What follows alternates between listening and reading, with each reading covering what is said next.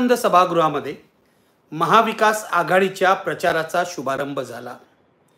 मी केवळ शुभारंभ म्हणत नाही, तर हा मेळावा 2 तासाहून अधिक काळ पाहिल्यानंतर माझं असं मत झालेलं आहे की हा मेळावा म्हणजे महाविकास आघाडीच्या विजयी प्रवासाचा आरंभ होता। या मेळाव्यातला आत्मविश्वास, जिंकण्याची जिद्द, एकजुटीची भावना हे सगळं पाहिल्यावर मला असं वाटतंय महाविकास आघाडीची विजयाकडे घोडदौड सुरू झालेली आहे।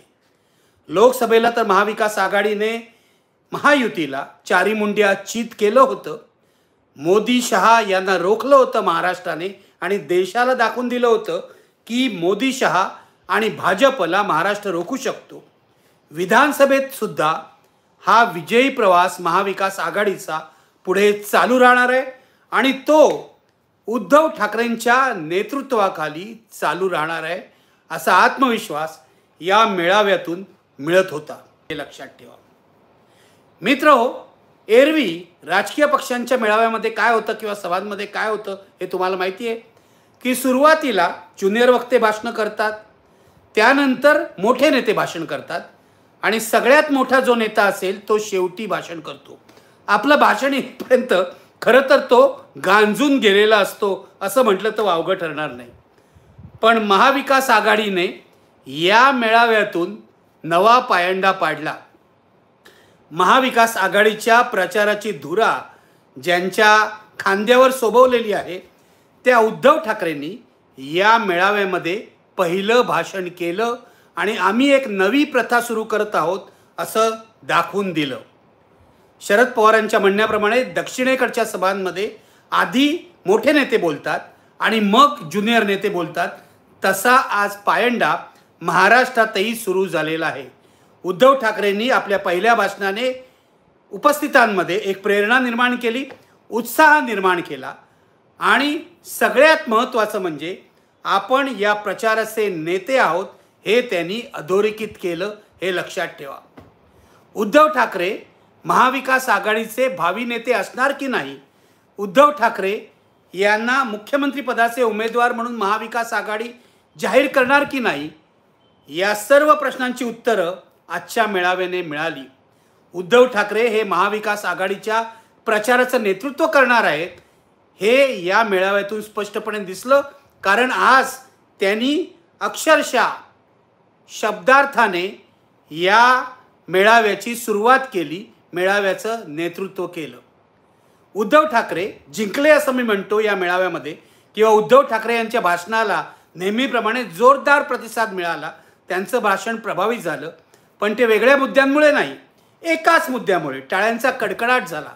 तो मुद्दा हा होता की उद्धव ठाकरे यांनी महाविकास आघाडीमध्ये मुख्यमंत्री पदाचा वाद आहे हा जो आरोप शिंदे आणि मंडळी गेले काही दिवस करत होती, त्या आरोपाला थेट हात घातला, इथे तिथे न बघता हात घातला आणि सांगितलं शरद पवारांना आणि पृथ्वीराज चव्हाणांना की तुम्ही राष्ट्रवादी काँग्रेस पक्षातर्फे आणि तुम्ही काँग्रेसतर्फे जो कोणी असेल तो मुख्यमंत्री पदाचा उमेदवार जाहीर करा, मी त्याला पाठिंबा देईन। इथे टाळ्यांचा मोठा कडकडाट झाला। उद्धव ठाकरे पुढे म्हणाले, मी इथे माझ्या स्वार्थासाठी लढत नाहीये, मी इथे महाराष्ट्राचा अपमान ज्यांनी केलेला आहे, महाराष्ट्राची गद्दारी ज्यांनी केली आहे त्यांच्या विरोधात लढतोय आणि महाराष्ट्राच्या स्वार्थासाठी लढतोय। या वाक्याबरोबर दुसरा कडकडाट झाला आणि उद्धव ठाकरेंनी केवळ शिवसैनिकांची नव्हे, केवळ काँग्रेसच्या कार्यकर्त्यांची नव्हे, राष्ट्रवादीच्या कार्यकर्त्यांची नव्हे, तर महाविकास आघाडीकडे आशेने बघणाऱ्या सर्व मतदारांची मनं जिंकून घेतली आणि एक संदेश दिला की महाविकास आघाडीमध्ये थोडेफार मतभेद असले, ते असणारच, तरीसुद्धा आम्ही एकजुटीने लढणार आहोत।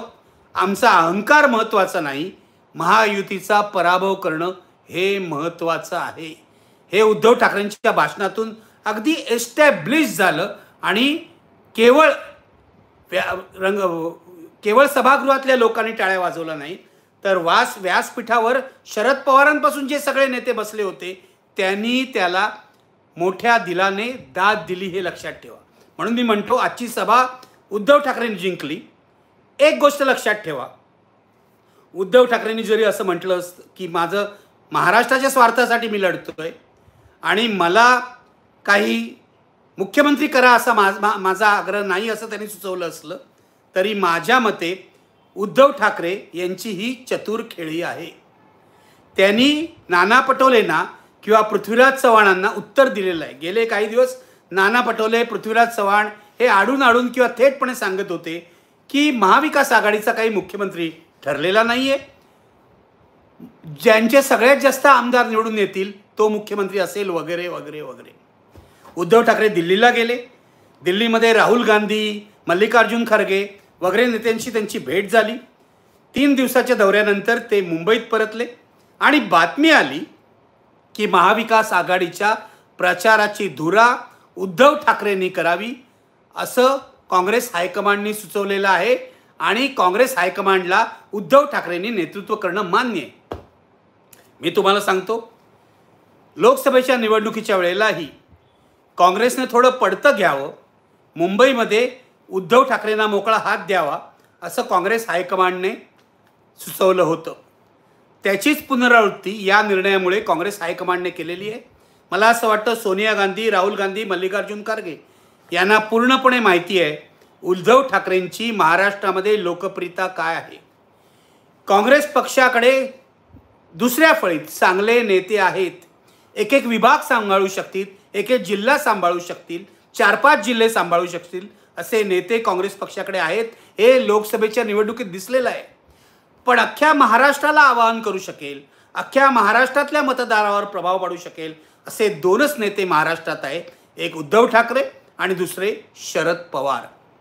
शरद पवार जोमाने लढतात, जोमाने दौरे करतात, तरीसुद्धा आता ते प्रचारामध्ये लीड घेऊन महाविकास आघाडीचं नेतृत्व करतील असं वाटत नाही किंवा अशी शक्यता नाही. शरद पवारांचा रोल अधिक मोठा आहे.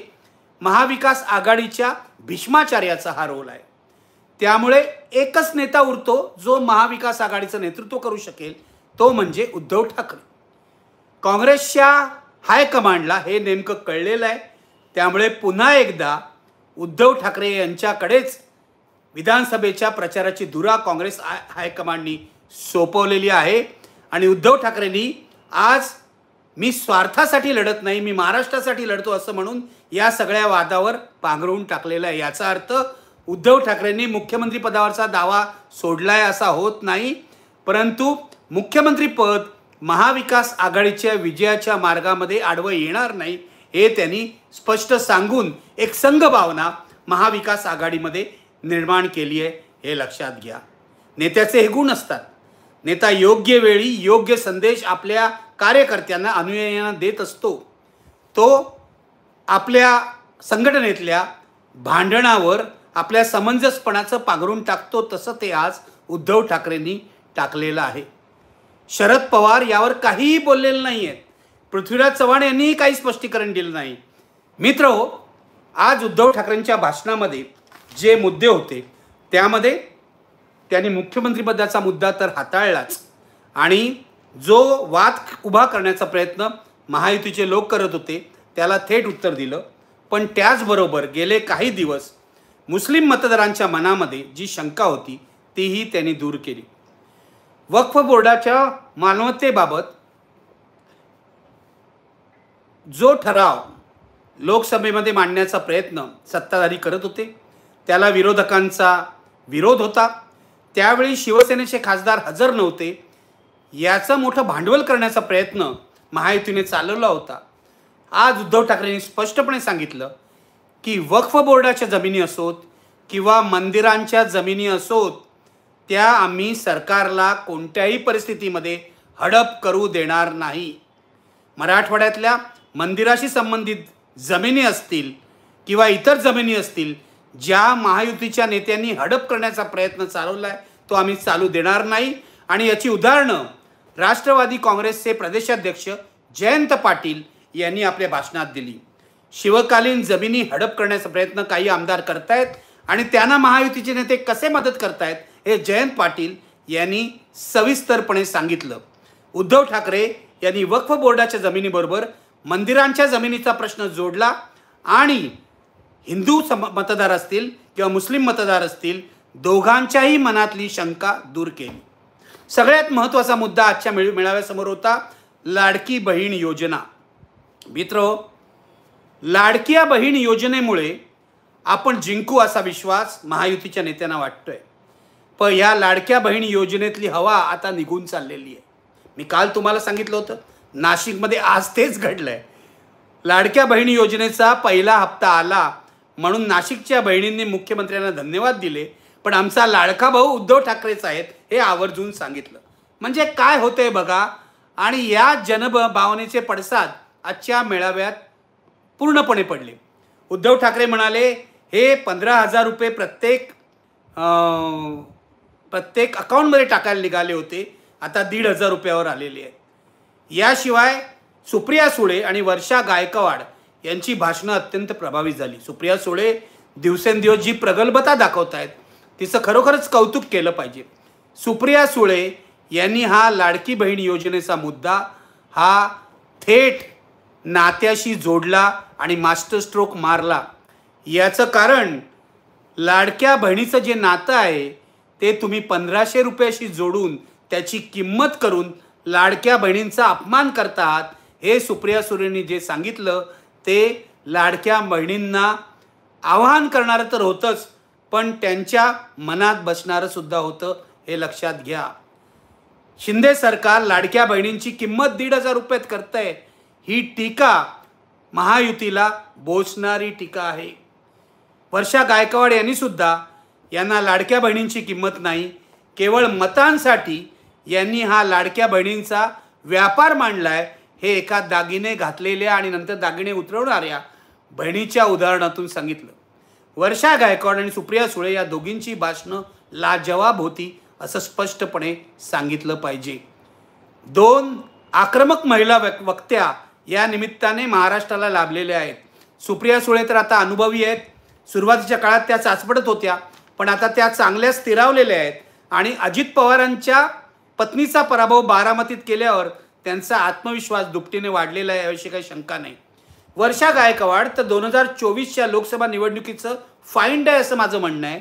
याचं कारण त्या जरी अनेक वर्ष आमदार असल्या, मंत्री असल्या महाराष्ट्रामध्ये, तरी या निवडणुकीनंतर त्यांना जो काही आत्मविश्वास प्राप्त झालेला आहे, त्यांच्यामध्ये जो उत्साह संचारलेला आहे, त्यांच्या भाषणामध्ये जो आक्रमकपणा आलेला आहे, जो दिल्लीतही दिसतो आणि मुंबईतही दिसतो, तो अत्यंत अपवादात्मक आहे. या निवडणुकीने मुंबई काँग्रेसला वर्षा गायकवाड यांच्या रूपाने नवा नेता मिळाला आहे असं माझं म्हणणं आहे. आणि मुंबई काँग्रेसला केवळ नवा नेता मिळाला नाही, तर सर्वसामान्य जनतेतून आलेला नवा नेता मिळालेला आहे. वर्षा गायकवाड मुंबईतल्या आणि महाराष्ट्रातल्या काँग्रेसला बळ देऊ शकतात, मुंबईमध्ये काँग्रेसचं पुनरुज्जीवन करू शकतात अशी आशा वाटायला जागा आहे. वर्षा गायकवाड यांनी सुद्धा केवळ लाडक्या बहिणीवर बोलल्या नाहीत, त्या लाडका मित्र योजनेवर बोलल्या. याचं कारण मुंबईतले अनेक ठिकाणचे भूखंड, वरळी असो, मुलुंड असो, अनेक ठिकाणचे भूखंड, मिठागरं असो, ही आपल्या मित्रांच्या घशात घालायचे उद्योग महायुतीचे लोक करतायत हे त्यांनी सविस्तरपणे सांगितलं आणि आपल्या कार्यकर्त्यांपुढे निवडणूक प्रचारातला एक महत्त्वाचा मुद्दा ठेवलेला आहे, लक्षात घ्या. मला असं वाटतं या दोघींची जी भाषणं आहेत ती ह्या महामेळाव्यातल्या, महाविकास आघाडीतल्या मेळाव्याचा फ्लॅश पॉईंट होती आणि या भाषणांनी अनेक कार्यकर्त्यांना दुप्पट उत्साह मिळाला असेल. जयंत पाटील, राष्ट्रवादी काँग्रेसचे प्रदेशाध्यक्ष जयंत पाटील यांच्यावर नेहमी अन्याय होतो, कारण ते शरद पवारांच्या बाजूला असतात. ते शरद पवारांचे उजवे हात आहेत हे बरोबर आहे, पण शरद पवारांसारख्या बलदंड नेत्याच्या छायेत असल्यामुळे त्यांच्या कामगिरीकडे लक्ष वेधलं जात नाही. त्यांनी राष्ट्रवादी काँग्रेस अजित पवारांनी सोडल्यावर, राष्ट्रवादी काँग्रेसमध्ये फूट पडल्यावर घेतलेले कष्ट किंवा त्यांनी दिलेली लढत, त्यांनी ज्या यात्रा काढल्या महाराष्ट्रभर, त्या यात्रांना मिळणारा प्रतिसाद माझ्या मते अजून मीडियाच्या पासून जरा दुर्लक्षित राहिलेला आहे, कारण मीडियाचा फोकस हा शरद पवारांवर असतो. पण जयंत पाटलांनी जे भाषण केलं त्यामध्ये ते जे सरकारच्या अर्थव्यवस्थेबद्दल बोलले किंवा ज्या योजनांची त्यांनी उदाहरण दिली, हे सरकार कशी लुबाडणूक करतंय हे सांगायला ती अगदी नेमकी होती हे लक्षात घ्या. मगाशी मी उल्लेख केला शिवकालीन जमिनींचा कशा लुबाडल्या जात आहेत.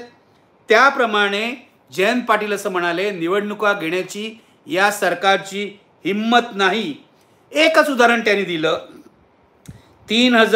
37,000 कोटी रुपयाचे रस्ते नव्याने बनवतायत. हे काम टक्केवारीने करण्यासाठी एका स्वतंत्र महामंडळाची निर्मिती झाली आहे, ज्याच्याकडे पुरेसा स्टाफही नाही. 90,000 कोटीची टेंडर काढण्यात आलेली आहे रस्त्यांसाठी. कोणते रस्ते? जालना नांदेड हा रस्ता 15,000 कोटी, अलिबाग वसई विरार हा रस्ता 20,000 कोटी. चंद्रावर यान पाठवायला 600 कोटी रुपये लागतात आणि यांना असे रस्ते बनवायला 15,000 आणि 20,000 कोटी रुपये लागतात. हे काय आहे? हा भ्रष्टाचार नाही आहे का? असा प्रश्न त्यांनी विचारला. तो अत्यंत प्रभावी होता आणि मतदारांकडे केवळ गद्दारांचा मुद्दा न नेता 2.5 वर्षात युती सरकारच्या काळात जो भयंकर भ्रष्टाचार झालेला आहे, लुटालूट झालेली आहे, बदल्यांमध्ये भ्रष्टाचार झाला आहे, हे तर राष्ट्रीय स्वयंसेवक संघाने सुद्धा मान्य केलेलं आहे. लक्षात घ्या. भारतीय जनता पक्षाची